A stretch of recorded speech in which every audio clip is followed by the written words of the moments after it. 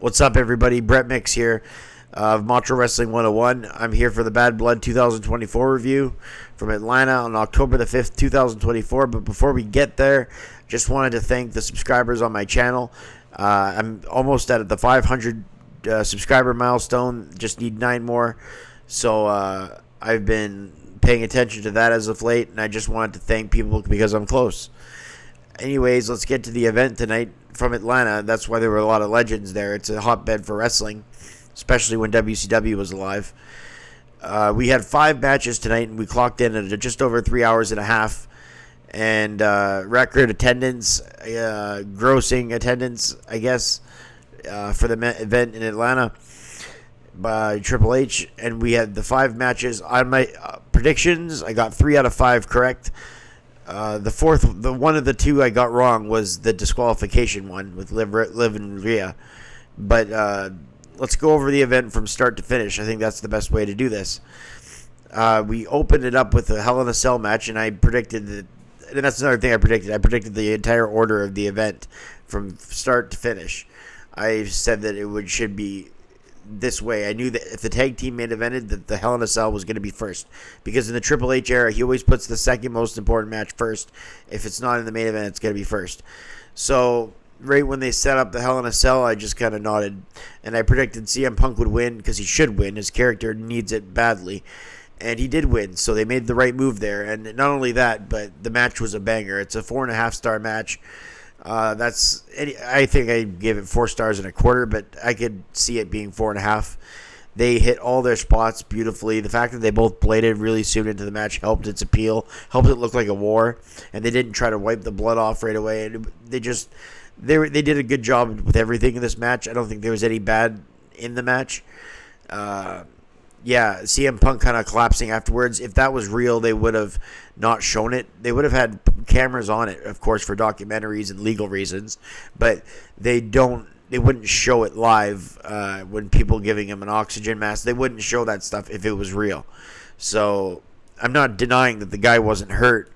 I'm just saying that that's protocol, WWE, when it comes to filming accidents or what have you, moments. If they're not showing it, they're showing the crowd, that's when you know something's up. All right, so that was that. Second matchup was Nia Jax versus Bayley. We all want Bayley to win. Well, not we all, but a lot of us did.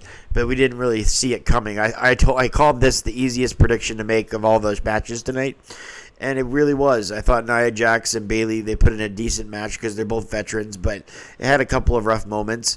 But nonetheless, they pulled off their match decent, 2.5 stars. I thought Nia Jax winning was just really predictable, but at least they kept the Tiffany Stratton thing going and a little bit of suspense here and there. Next up, we had the Damian Priest beat Finn Balor.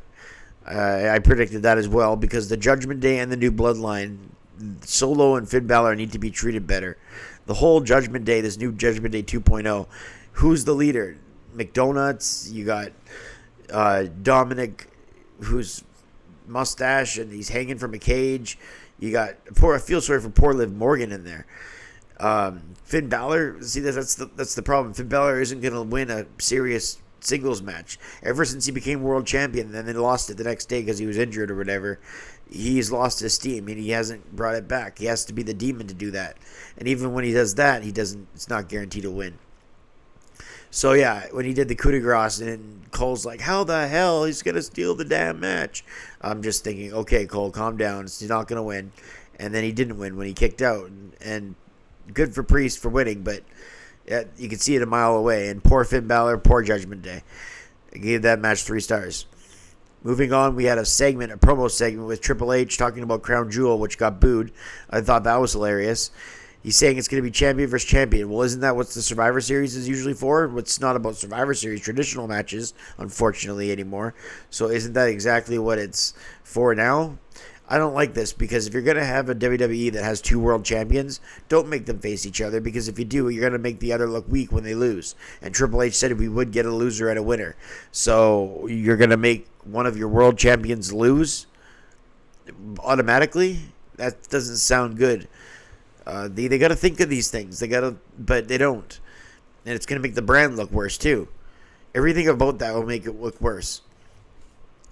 And the fact that this championship has been created, what are they going to parade it around for a year? Yeah, I'm the Saudi Arabia champion. Like, just name it the Saudi Arabia Championship. Do something like that. Make a new title.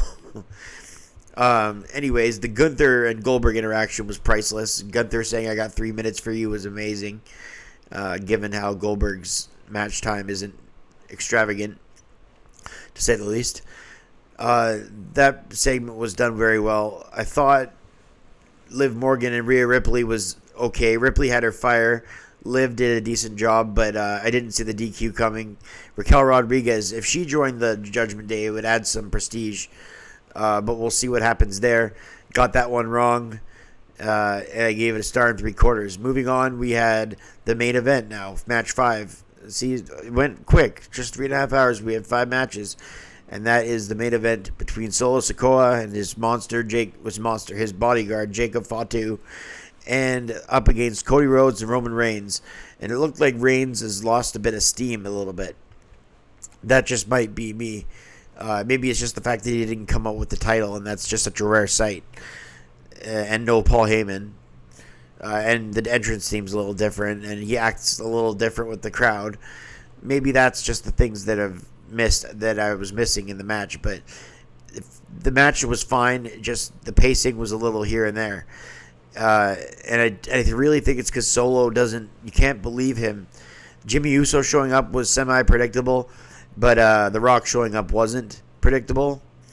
They end up getting the victory thanks to Jimmy Uso. But as far as The Rock goes, I'm glad sometimes less is more, and I'm glad he did the throat gesture. I'm glad that they left the cliffhanger. I'm glad that Roman and Rock, we still don't know what's going on with that. And I'm glad that The Rock even just showed up. That was great. And I thought it was a good way to end the show with a big surprise like that. So out of 10, I guess I would give the show like a 7.25. 7.25. I'm stuck between 7 and 7.5, so that's why. But yeah, overall, and again, I did 3 out of 5 on my predictions. Plus, I predicted the entire order of the card. So that's that. That's my responsibility. I'm Brett Mix from Ultra Wrestling 101. Tell me what you thought of the card in the comments below. I'll see you guys in the next video. I'm out.